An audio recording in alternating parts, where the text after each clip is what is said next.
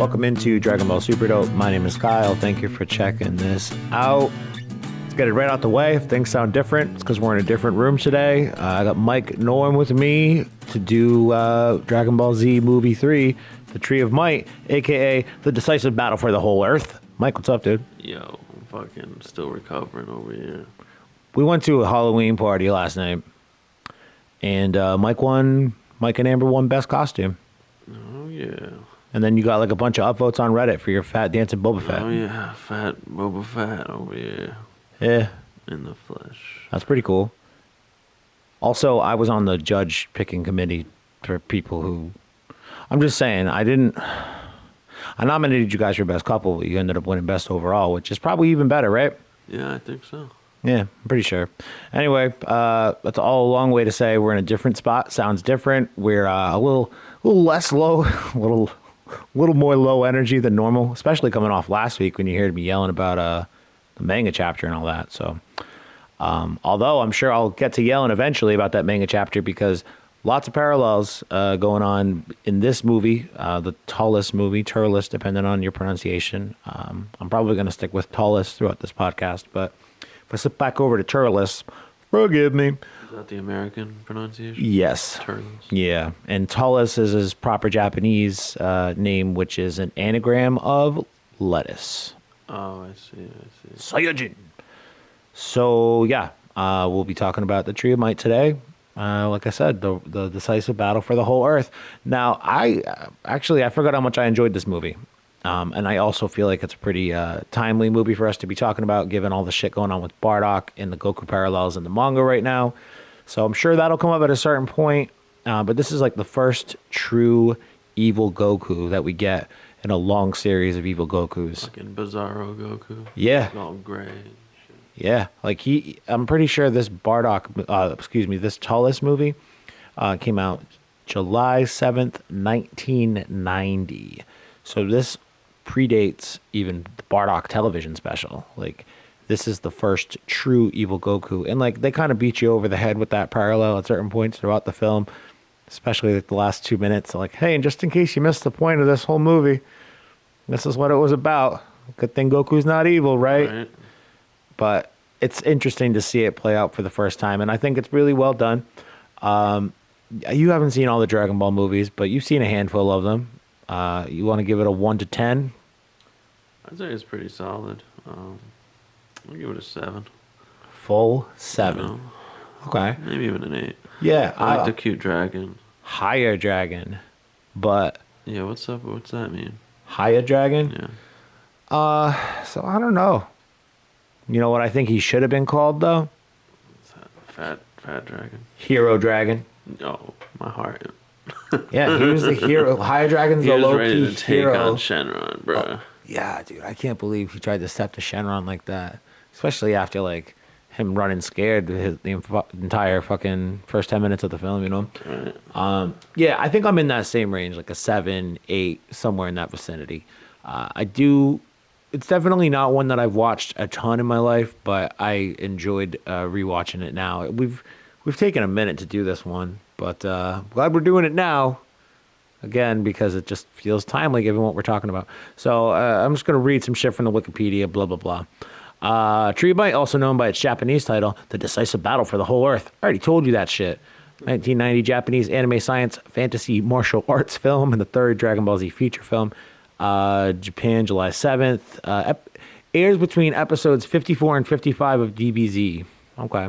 So that's them on Namek, but well before Frieza. Like, people are talking about Frieza, but I don't think Frieza's made a proper entrance yet. If he is, maybe he's running around killing Namekians and gathering the Dragon Balls, maybe. Toei Anime Fair Film Festival, that's where it was shown, as part of an Akira Toriyama-themed triple feature titled Toriyama Akira the World. The other 2 films were anime versions of his one-shot stories, Konosuke-sama and Pink, neither of which I've heard of, because I'm a terrible fake Akira Toriyama fan.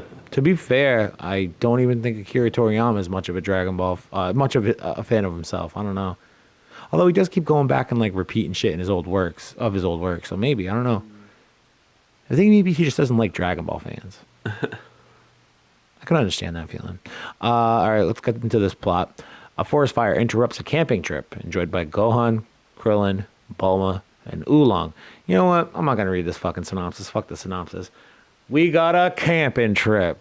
Nerd-ass Gohan. Bringing all his fucking books. Like, I understand his mom being, like, overly protective or whatever, but at this point, he's already fought the Saiyans. I get that she still wants to treat him as, like, a young boy who needs to do his studies and all that, but, like, ease the fuck up, man. You know he can catch, like, massive fish out in a river. Why do you got to load him up with all these curry pockets and pouches? Pouches. I think I'm developing a stuttering problem. Yeah. I blame having to shift between two languages regularly lately. Makes sense. When I try to shift to Portuguese, dude, it gets like trying to think of the next word. It's bad. It's real bad. Anyway, I think it's kind of nerdy that Gohan brought all them books. Yeah, he's a mama's boy, bitch. Yeah, but I mean, camping trip, fun until not so fun because there's a fire in the fucking woods. Maybe I will read the synopsis. I suck today. I'm too high. You know what we'll do? I know what we'll do. This is how the sausage gets made. Yeah, right. A forest fire interrupts a camping trip enjoyed by Gohan, Krillin, Bulma, and Oolong. Gohan and Krillin managed to put out the fire and use the Dragon Balls to restore the forest and the animals that were killed by the Inferno. And Gohan befriends a small dragon he names Icarus, but yeah, that's in the dub, man. It's High Dragon. Come on. Okay. Jesus, Wikipedia. Unbeknownst to the group, the fire was started by a probe sent by a Saiyan space pirate named Turles. Reading like a dub translation of the synopsis here. It's okay, though. I don't care. I meant to say Turles. Also, let's talk about that probe real quick. Looks like a probe droid got fucked by that big-ass spider thing from Java's palace. Right. Gross. Creepy. Spooky. Robot porn. Baby. I hate everything now. Yeah, I'm sorry. Unbeknownst to the group, the fire was started by a probe sent by a Saiyan space pirate named Turles, who bears a striking resemblance to Goku, and who has chosen the Earth to plant the Tree of Might, which absorbs the life of a planet and converts it into fruit that, when eaten, gives the consumer a massive power increase. That was the longest goddamn sentence I've ever read in my entire life. Right. There's Wikipedia for you. I think we're a third of the way there, though, so that's good at least. That's a third of the movie, one sentence. Yeah, seriously. That was a long one. Anyway, it's called the Shinseiju, I believe is how it's said, is the fruit that the Tree of Might bears, saps all the energy from the earth. And that's bad because we live there and we need it to not be dead. I think this movie's a commentary on like climate change. Yeah. I thought the lyrics to Edgelord were interesting. There was stuff in there about the polar ice caps melting and whatnot. Was there? Yeah. Oh no, do we have to look up the fucking English lyrics to Chala Hedgela? Yeah. Like, Let's see. Roman lyrics in English. Piercing the shining clouds, I fly away, while a panorama spreads through my body. Kicked in the face, the earth gets angry, and makes a volcano explode. Within the melted polar ice, there's a dinosaur. I want to train it to balance on a ball. Shala, head shala. No matter what happens, I feel like it's no big deal. Chala, head shala. Just as loudly as my heart pounds, the Genki Dama roars, sparking. So yeah, man, I feel like it's just some gibberish about, you know, training dinosaurs to bounce on a ball and shit. But if you took away some kind of message where you're like, hey, we should probably reduce, reuse, and recycle, I feel you. it's like a Bob Dylan song. Dude, don't make me talk about Bob Dylan.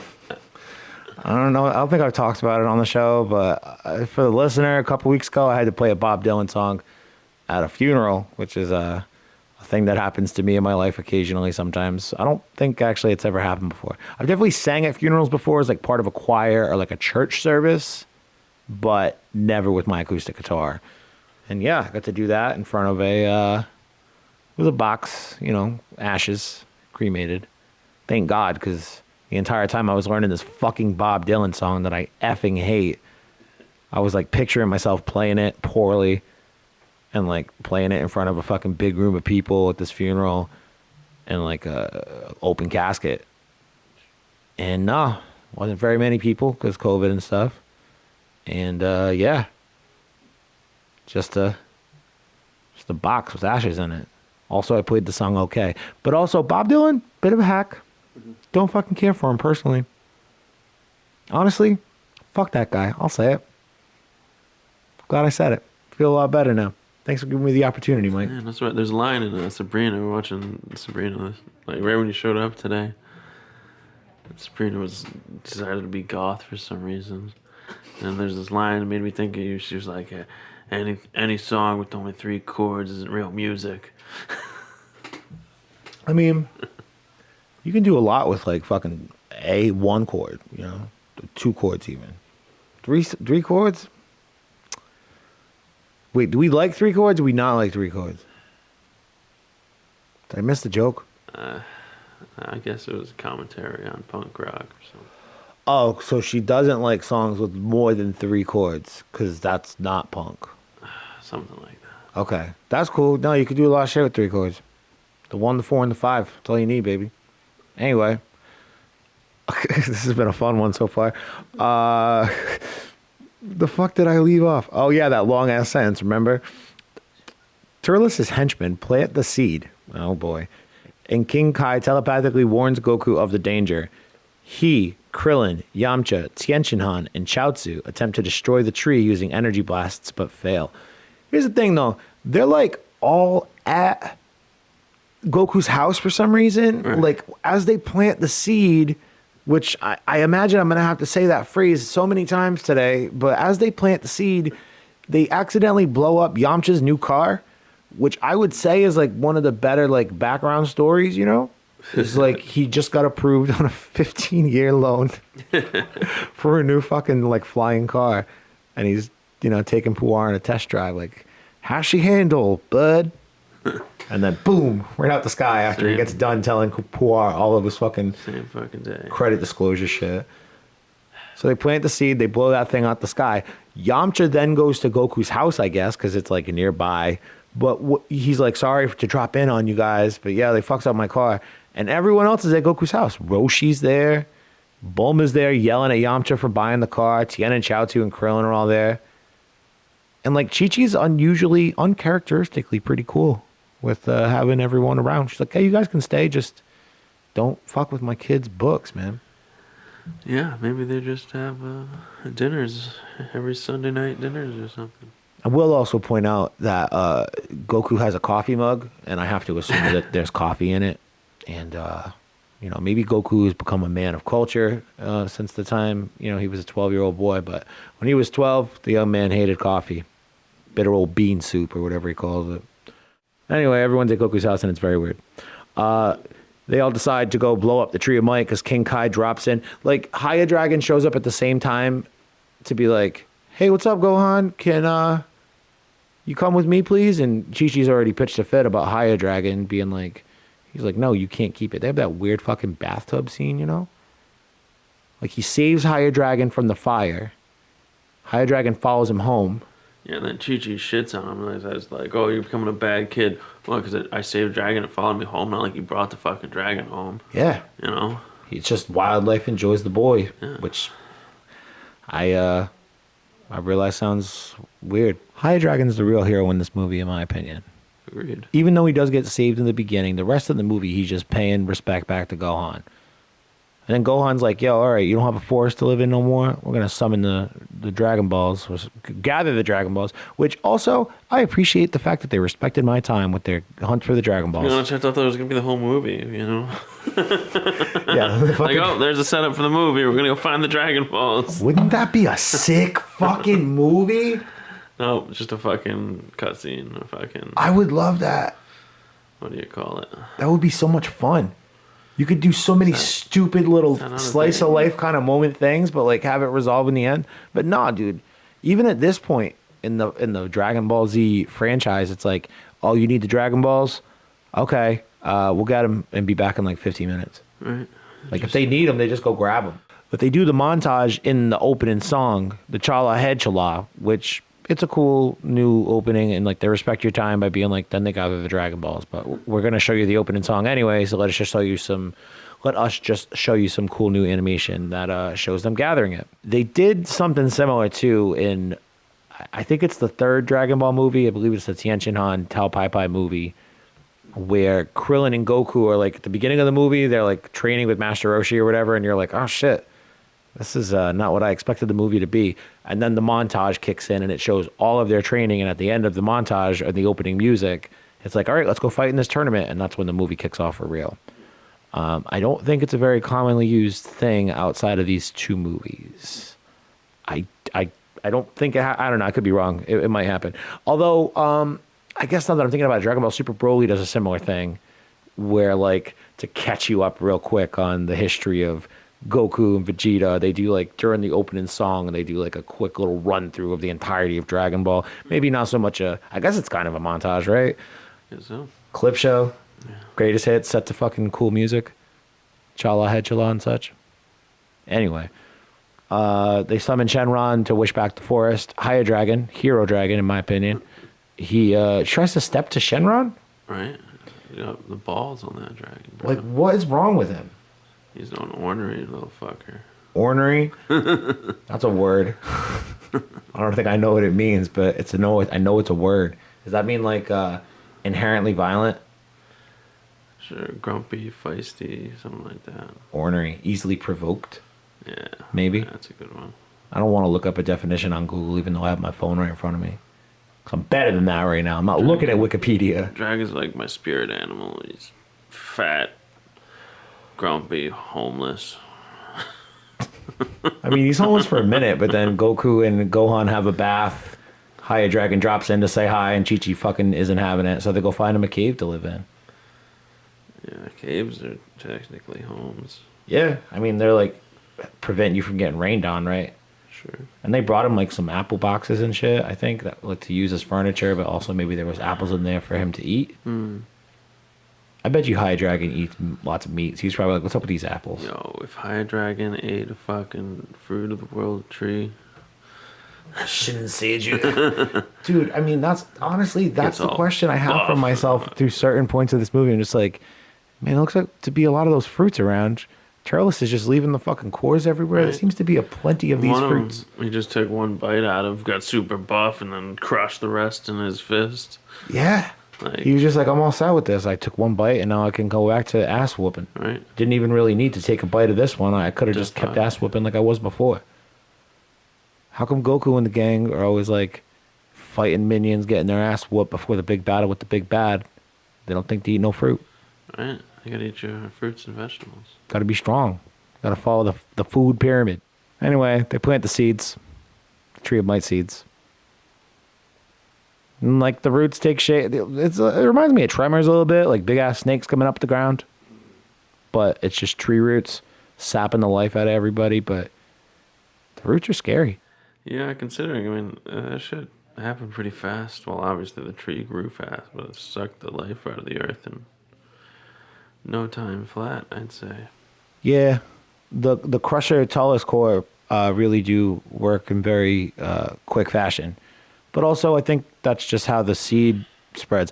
I mean, King Kai's the one who explains how the bad news works, though, and like that it's going to sap all the energy out of the earth or whatever. And they're like, all right, we'll go blow up the tree. Fine. No harm, no foul.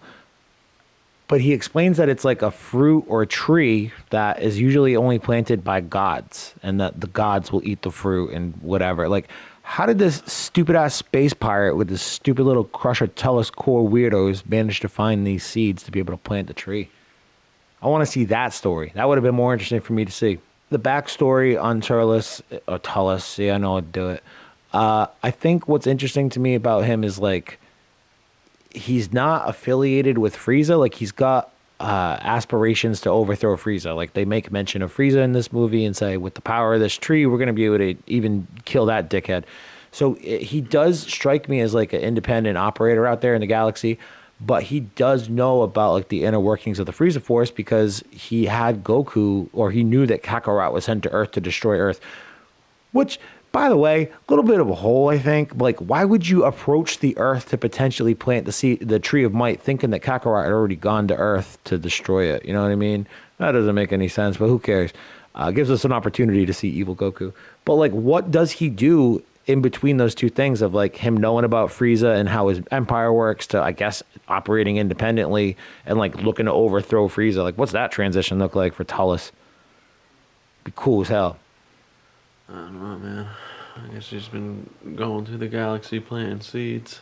I think he's been looking for a place to plant the seeds. Otherwise, he would have already enacted his evil plan. I think at some point he mentioned that he's gone to other planets and he's eaten a lot of this fruit before. Huh. So it's only like a temp fucking power up thing. That's so what I'd have to assume. Yeah. So he needs like the Earth now to plant it and fucking take it over. Oh, I don't know. Maybe it's just like while the fruit is inside your body, it gives you the power, and then you poop it out, and you're like, oh no. Think Tullus poops a lot? Yeah.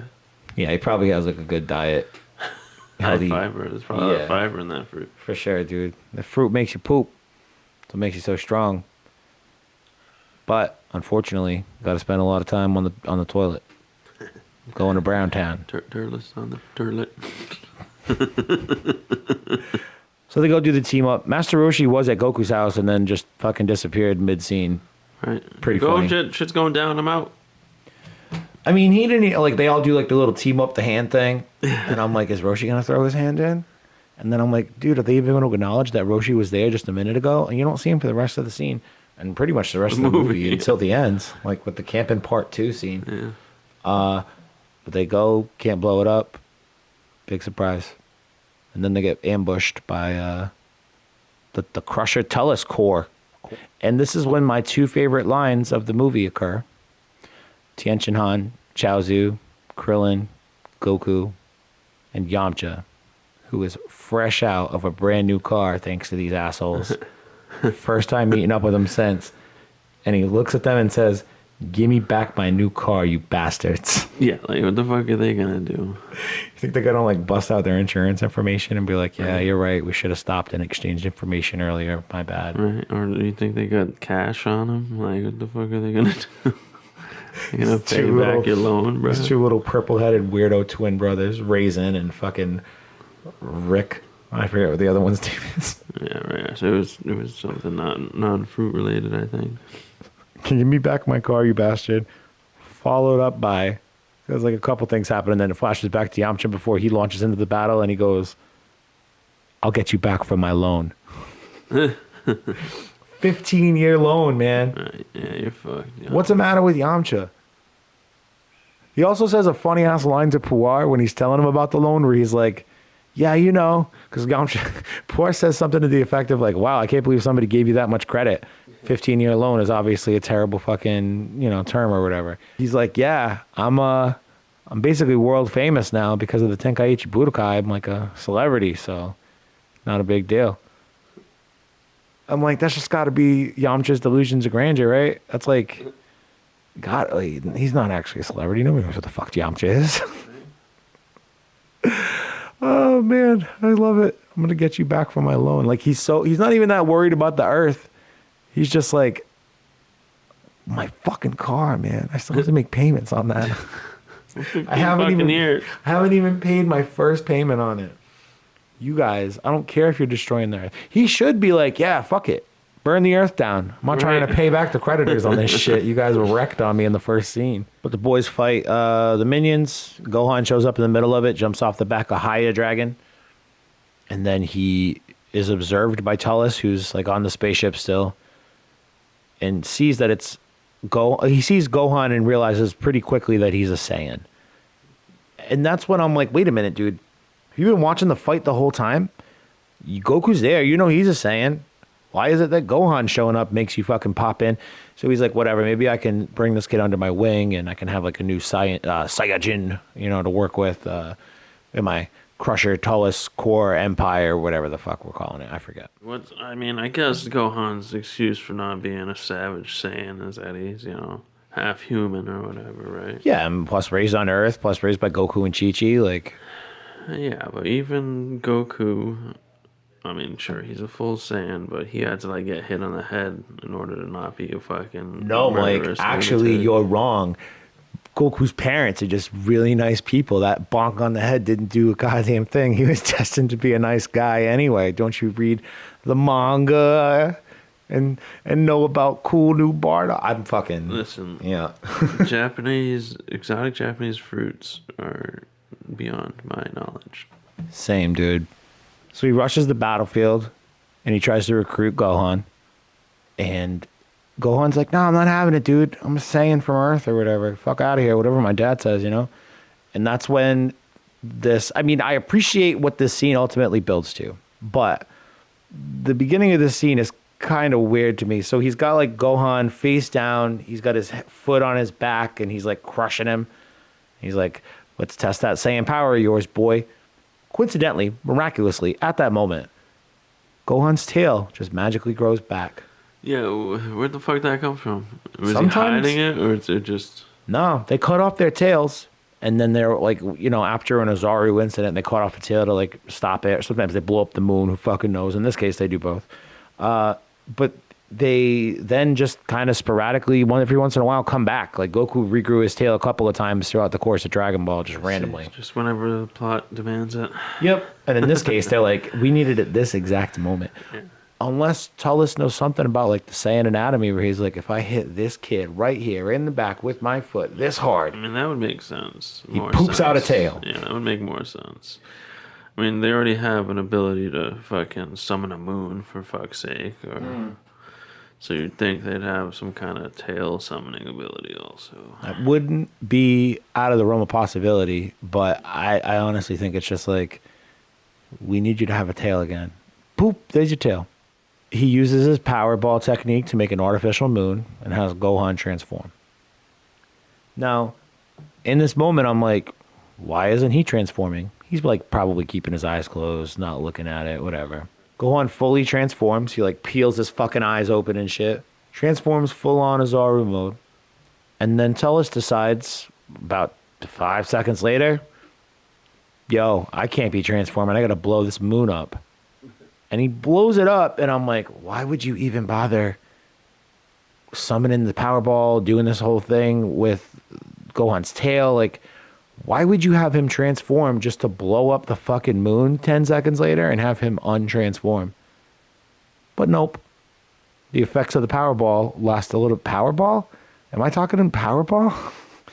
That's what it's called, right? Yeah. So Gohan continues to be a great ape. Thankfully, though, just as everyone else is getting their ass kicked. Like my question this entire time was like, oh, why is this happening when Goku's so close by? Like I realize he's probably fighting some minion asshole from the Tullus Crusher or whatever, but maybe he like wants to look out for his kid. Maybe he's busy. I get it, but like I don't imagine. I don't know. I imagine he would have had time to make his way over before this transpired. But the boy's now an ape. So what are we gonna do? Try to appeal to my boy's ape sensibilities or whatever. So this is probably my favorite scene in the movie because I think it does a nice subtle job, honestly, of kind of illustrating the differences between Goku and Tullus and Gohan kind of being the back and forth in between. So the idea that Gohan's innate Saiyan instincts kind of take over when he becomes the Ozaru form, and Tullus is like trying to recruit not only Gohan but now Goku, like, come with me. I'm going to whoop your ass. I'll forgive you. Just join me and my army here, and we'll go take over the galaxy or whatever. And it gives Goku an opportunity to push back and be like, no, I'm an Earthling. I'm a Saiyan from Earth. Get the fuck out of my way. It's my kid, etc., etc. But it's a cool, like, it starts off like that. Gohan's being destructive and chasing Goku around, and Goku's basically just running from him. It's a cool little scene. And they end up in this they like fall through like a piece of ground and like find themselves in this cave with water and shit. And there's this really cool shot of like Goku coming up out the water and he's not sure where Gohan is. And then Gohan slowly comes out of the water, his big ass ape head, and he goes to crush him. That was a cool scene. Remind me of like a King Kong or a Godzilla movie. Like, 100%. That's like great kaiju homage. Exactly. Such a cool scene. But that's when the conversation kind of kicks back and forth between like, join us, you're a Saiyan, I can't believe you didn't destroy the Earth, but ironically, you're the thing that allowed me to plant this Shinseiju tree, and now I can be, the ruler of the galaxy or whatever. And they're having this back and forth, and Goku's pushing back, and Gohan's gone from destructive, wants to kill everyone, and then the hero of this movie, Hero Dragon, shows up and notices that Gohan he knows that it's Gohan, and he tries to appeal to Gohan in his great ape form. And Gohan drops Goku, because he had him, all crushed King Kong style in his hands. Drops him. High Dragon's like flying in front of him. And then I don't know, he's like a big fat purple dragon, I think his little wings get tired. Like a Pokemon. Yeah, he's like a very anatomically misshapen Pokemon. It's like a Dragonite. Yeah, Dragonite can learn fly, right? No? I think so. I don't know, man. But that's probably a very apt comparison, because he's got a big old chonky body and little tiny wings. Yeah. But he's like, flying in front of Gohan's ape face. And then I think his wings get tired and he falls out of the sky, and Gohan catches him in his big ass ape hands. And that's when the shift happens. He goes from crazy destructive Azaru Gohan, who, was beating up his dad and, highlighting all the things that Saiyans are, in the midst of Goku pushing back against it. And the shift happens when he notices, his animal friend, and he just like lays down on the ground and he's playing with Hero Dragon. And that like kind of, I don't know, I guess like underscores Goku's point, like, nature versus nurture and all that. This kid grew up here. He, is sensitive to fucking other living creatures, or has the ability to be like that anyway. And that little thing accents it. And then what the hell happens? Uncle Tullus, he's a little dickhead, evil Goku, not actually Goku's brother, but just some guy who just so happens to look like him. He's like, nah, fuck this purple dragon. And he blows him up. No! Dude, I thought High Dragon died. Right. He didn't die, though. Thank God. If he had, imagine what would have happened with Gohan. But he does freak out considerably. And as he's in the midst of freaking out, that's when Piccolo shows up to, save the day, as he usually does with Gohan. He did it once earlier in this movie before he got his ass handed to him. Gets it handed to him again when he just shows up to say, we got to cut off that dude's tail. I'm amazed that Goku forgets how this works as often as he does. Every time. Every single time. He's like, what do I do? Like, come on, man.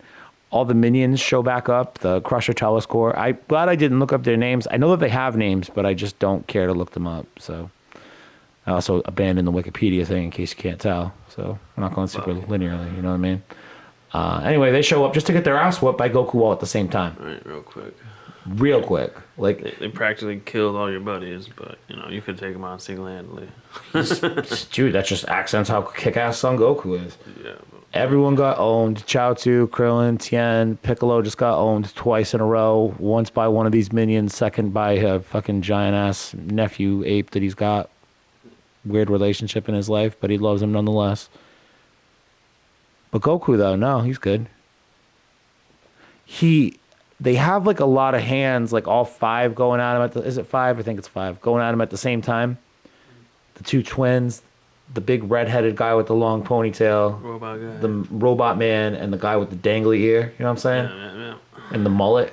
Oh my God, man. I was at a wedding the other night. I was talking with one of my old coworkers' wives, and they have a 14, 15-year-old son. And he had recently made an appeal to have his mother take him to the I don't know, barbershop. You know what people call them? The barbershop to go get a mullet. I guess 2 or 3 of his friends have mullets, and he wanted to get in on the mullet. And his mom said, no, you look fucking stupid. Yeah. I don't think barbers did mullets. I assume that's just something they do at home.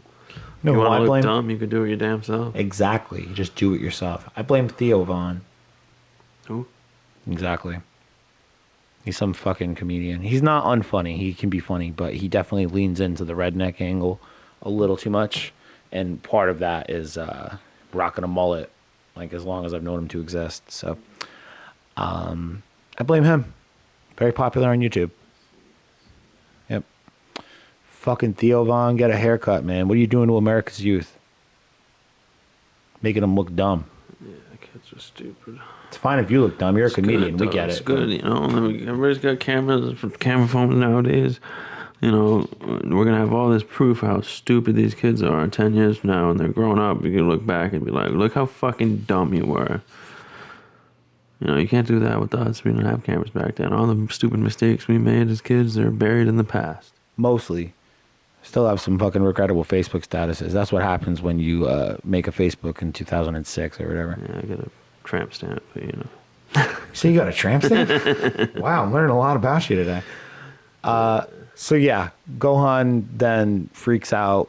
They go to cut his tail off with a ki blast. He shrinks, but that's because Tullus goes to hit him with the big, I think it's called like a crusher, not a crusher ball, because I'm pretty sure that's Jace or Berter's move or something. I don't know. He makes like the ring thing between his hands, and he goes to hit big Azaru Gohan with it. They hit his tail with a ki blast, and then he shrinks and falls in between the blast, which I thought was pretty cool. But this gives Goku the opportunity to bring back up the theme of this movie. Man, you might look like me, you might be a Saiyan, but I'm glad I hit my head, because you're a fucking asshole, and you're beating up my kid and my friends, and I'm about to beat you up for it. But first of all, let me just reiterate the fact that I'm very happy to be an Earthling. So, I don't know, man. They talk about him hitting his head several times in this movie. Really, I only noticed it at the end there. You know, they talk about it. They say that line in that battle. They talk about it again at the end during the camping trip. There's another point too where I believe Tullus is like figuring out why Kakarot didn't destroy the Earth in the first place. You know, I think they say it a total of 3 times, but it just like kept making me think of this most recent manga chapter where they bring up the fact that he hit his head. Vegeta brings up the fact that, you know, apparently Goku's soft-heartedness is, you know, inherited from his family lineage and all that. And it's kind of been bothering me because I'm like, no, Goku's interesting and a cool character because he goes against the grain on what he was supposed to be. You know, genetically predisposed to be battle strong, crazy Saiyan. I mean, yeah, he's definitely grown into that as Dragon Ball has gone along, but like his appeal in early Dragon Ball was or early Dragon Ball Z, I guess, is when he learns that about himself. He's like, nah, fuck that. That's not who I am. We learned that it's about, you know, him banging his head or whatever. Great. Yeah, like, how bad did he hit his head? He fell down a canyon, like several hundred feet as an infant out of his grandpa's like backpack, little baby sling on his back or whatever. I'm gonna say, these motherfuckers get head injuries left and right. They're out there fucking fighting all day, every day, and you think fucking they'd wake up and be friendly once in a while, but, you know. No. Apparently, sometimes you just have really nice parents. Really, I don't know. Like everything about Goku, with how they're doing Bardock in this, in these last couple of chapters, it's just like, I don't know. I'm trying not to dwell on it and just enjoy this movie because, you know, Bardock, the episode of Bardock, or this, I shouldn't say episode of Bardock, I should say the Bardock special does happen like maybe a year after this movie comes out, maybe a little less than a year. I think it's maybe April of 91, I want to say, for some reason. I could be totally making that up. But this being like the first Evil Goku, it's genuinely interesting to me. And just to, you know, think about what it could have, like to have it so clearly plain in your face, like the visual, right down to the visualization of who the character is. Like he's got the same exact face as Goku. This very easily could have been this dude's fate, but because his upbringing on Earth and also a traumatic head injury, he's, you know, a good dude who protects people. So I appreciate that. Great. Anyway, the Shin Seiju, the fruit of the tree of might, he's just eating those left and right like they're candy. So he's getting pretty buff. The boys can't blow up the tree. They can't use the Dragon Balls, obviously, because we use them in the first act of the movie to restore that effing forest. So they decide that they're going to have to use a spirit bomb.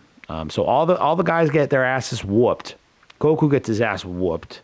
Like Tullus says something to the effect of like, I'm going to put you in a grave, and then does proceed to blast him into a hole into the ground, and he thinks he's dead. And then he's not, of course, and then he hears the voices. This is not, I don't think it's the first, but it's definitely not the last instance of random telepathy, random convenient telepathy in Dragon Ball. And like, you know, Kai Osama uses it, King Kai uses it for sure. But like Piccolo, okay, give it to Piccolo. I'm pretty sure the first person who pops into his head with his voice is Yamcha. Last person I want giving me advice on the battlefield, by the way. But then Krillin, Gohan, and they do it just to be like, yeah, use the Genki Dama, use the Genki Dama. We're still alive, by the way. Use the Genki Dama. We know telepathy. Genki Dama.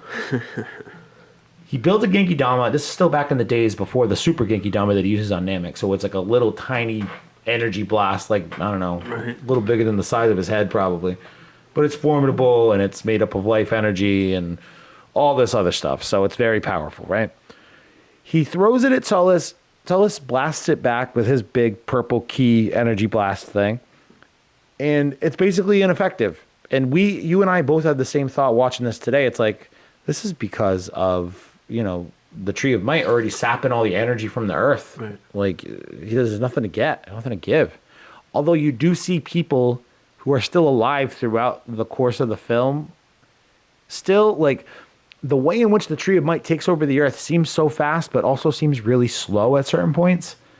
Because, like, halfway through the movie, I'm like, everybody on Earth must be dead, huh? That sucks. Right. And then you see a scene toward the end of the movie, I'm pretty sure after the spirit bomb thing, or the first failed spirit bomb, where it's like a city, and, you know, people are, like, going amongst everyday. I think they have, like, a carousel in there. People are going amongst everyday life, and then it's like, oh, no, the roots, the trees. We didn't give to the Genki Dama. We're sorry. This is what we get.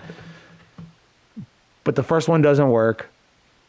Okay, that makes sense to me. But here's what doesn't make sense to me, man.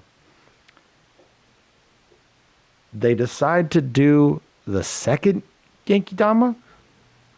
Right. I don't know. I like the scene a lot because there's some cool back and forth shots between Tullus's face and Goku's face. They do like long shots in on their eyes and shit, and like they just to again accent, like really drive home the fucking point. These two are basically the same, like, you know, reinforcing the idea of nature versus nurture. So he decides to go for the second spirit bomb, and this time I don't know if he did it on purpose. I have to imagine he did, right? He chooses to draw energy for a second spirit bomb from the Shin Seiju, the plants from the Tree of Might. And like, okay, yeah, good call. But like, shouldn't that have been how it worked the first time? Like, Right. It's on the earth. yeah, it's on the energy earth. from everything. You think it would have sensed it or something. It's obviously like one of the only few remaining sources of energy left, right, on the earth. Like, how didn't it automatically draw from those things? Dumb thing to get caught up on, I know. But whatever, it worked out the second time. So he draws energy from the fruits, throws it at Tullus. I love Tullus's death scene. The black and white, like, and the screams, dude. Oh my God. Masako Nozawa does triple duty in the movie, Goku, Gohan, and Tullus. Her performance as Tullus is so goddamn good. Actually, we're recording this on the 24th, so in Japan, it's technically her birthday today, her 85th birthday. Wow. October 25th. So, yes, her performance as Tullus, though, I think is my favorite because it's so different from how Goku and Gohan sound. I mean, Goku sounds like Goku. Gohan sounds like a sweeter child kind of version, but like softer and more well-spoken than Goku, more deliberate with his words. That's the subtle differences I noticed between Goku and Gohan, but they basically have very similar voices. Tullus, it could have been very easy for her to just be like, I don't know, like a growly, raspy kind of Goku or something, but she's like kind of intimidating in her tone without changing the voice too much. Like, she just sounds like a serious Goku, but like somehow it sounds like a completely different character to me. She did so well in this performance, in my opinion, and that scream during the Tullus death, it's so good, dude. Nice. Oh, happy birthday, Nozawa-san, 85. Say it all the time, but it bears repeating. the government of Japan better be allocating all of their resources to ensuring the protection and elongation of that woman's life. National treasure. For real. Elongation, I don't know if that's the right word, but you know what? It is now, bitch. Happy birthday. They blow up Tullus, he dies, whatever. So this spirit bomb was also powerful enough to blow up the Tree of Might as well, which is great, right? Kind of solves the problem that we had at the beginning of the movie, not being able to blow it up by the roots, shake up the fruits, and the fruits, they fall on the ground. This is where I'm kind of like, dude, really? Yeah, they kind of did Really? took the easy way out on this one. Basically the Shinseiju fruits fall to the ground and they explode. And whatever comes out of them, the life force, the energy, whatever the fuck, yellow mist, it just brings back everything to life. All the dead deers and ducks and shit, dude, they're all alive again because the Shinseiju blew up in their vicinity. Yeah, what about the destroyed cities? Does it put buildings back together? Maybe it like took care of the carousel and like all the tremor holes that were made throughout the whole world with the roots and shit. Yeah, these fruits are really something, dude. No wonder Turles was eating them as much as he was. Must have been like crack. And if that's the case, he ate like a bunch of them. You'd think this one little measly spirit bomb probably. I mean, maybe see that's the loop there. My logic. Because the spirit bomb is made with the Shinseiju, it would have beaten Tullus because it was made from all of them versus just like the 5 or 6 Tullus shoved into his fat fucking face during the course of that fight, you know? All right, I think I've talked myself into it. But how the hell does it bring dead deers back to life? So in case our explanation for how that movie just wrapped up wasn't enough to satisfy your need for an explanation, you know, King Kai comes in and explains basically exactly what I just explained about how the life force from the Shinseiju comes out and resurrects deers and stuff. It's wild. What I like about that, though, is King Kai basically effectively serves in the role of the narrator in that instance. Just like, because who's he really talking to? Gregory and Bubbles? They don't give a fuck. It's probably just Bubbles even. I bet you Gregory fucked off for the day. Who's he talking to? Nobody. He's talking to us. Right. But the guy who voices King Kai in Japan is also the narrator for the series. It's so different.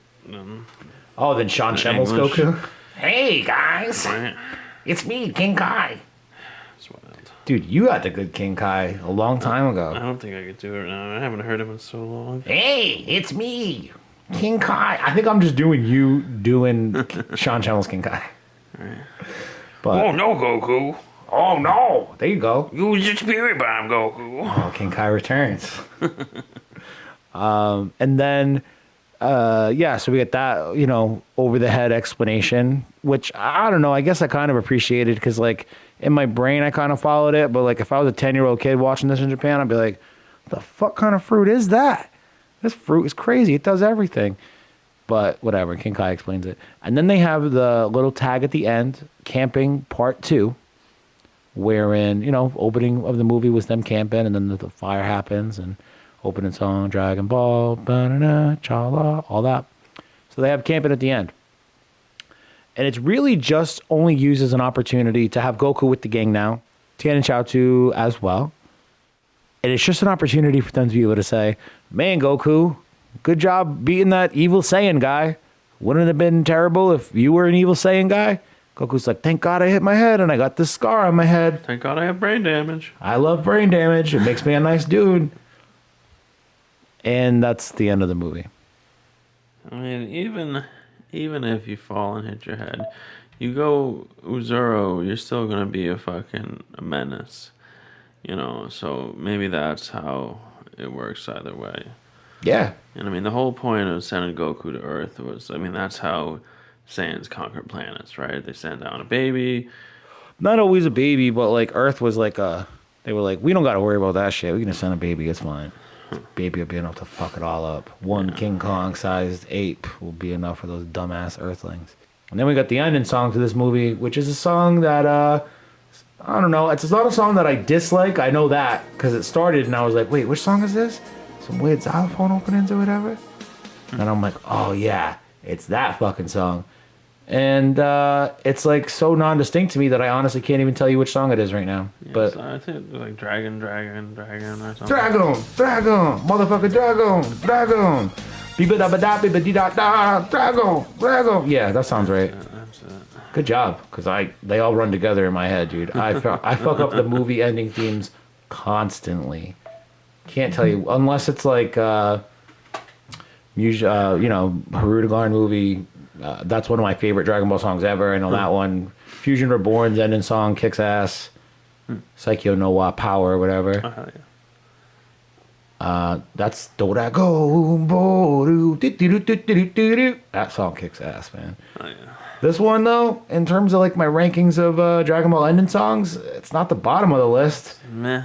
It's like I don't know, probably bottom third of the list. I don't know. It's not a bad song. It's just kind of unremarkable to me. Yeah. Motherfucking Dragon. It can all be fucking headshot. Can't all be bangers. Although I was thinking the other day to myself, like every single opening song for Dragon Ball in terms of the anime is an absolute banger. Yeah. All 6 of them for all the main series. Mako Fushigi Adventure, Charla Head Chala, We Got a Power, Don Don Kokoro, the first opening for Super, which Chiaotzetsu Dynamic, I believe, and then Power Breaker Limit X Survivor, whatever the heck that song is called. Limit Break X Survivor is what it's called. Those 6 songs, all fucking bangers. And I was thinking to myself, like, how come we've never really talked about like the rankings of opening songs? And then I realized that we did once. It's actually one of our more popular episodes. But it's not because of that. It's because we mentioned a certain voice actor in the middle of it, or in the beginning of it, really. And his name is in the show title notes. So I think that's what makes people click on it. I see. So like they probably show up to be like, oh, they must love our boy Vic. Oh shit, I accidentally said his name. Whoops. And then they listen to it and they're like, we don't like these people anymore. Which sucks, because other than the Vic stuff, which I wish we'd never talked about in the first place, but other than that, nah, I'm actually kind of glad we talked about it. Fuck that guy. Yeah. Other than that, though, it's a pretty good episode. I listened to it the other day. It was pretty funny. I did lots of music drops and stuff. It was a good one. Nice. Links in the show notes. Although, do you need the link in the show notes? It's one of the more popular. I don't know. Whatever. Link in the show notes. Cool. So like 7, 8 out of 10. The Earth's strongest guy was obviously Goku because it's Dragon Ball Z. We all had a great time. Hell yeah. Barroom podcasts, a little different, but I think we did okay. We got through it. I gave up the Wikipedia article midway through and just rolled with the notes. Yeah. And this has become a podcast about a podcast suddenly. Huh. They're very popular. Definitely a niche within the podcasting industry. Maybe we should just start a podcast where we talk about other people's podcasts. Yeah, bro. Like critique them. I mean, That's got to be a fucking show already. Like I'm sure there's a million. Yeah. Well, more to come on that. I guess if that show launches, y'all have to rate and subscribe and blah, blah, blah. But in the meantime, we'll just keep talking about Dragon Ball because sometimes we are good at it. Debatable. And if that was today was one of those days or not, I guess we'll see. But yeah, it's going to do it for Super Dope. Rate, subscribe, leave us a review on Apple Podcasts. I'll read it to you on my microphone and you can say, hey, I wrote that. That feels good that I heard it. Let me make you feel good, baby. Give us a review. I'll read it to you. Leave a review. I'll read it back to you.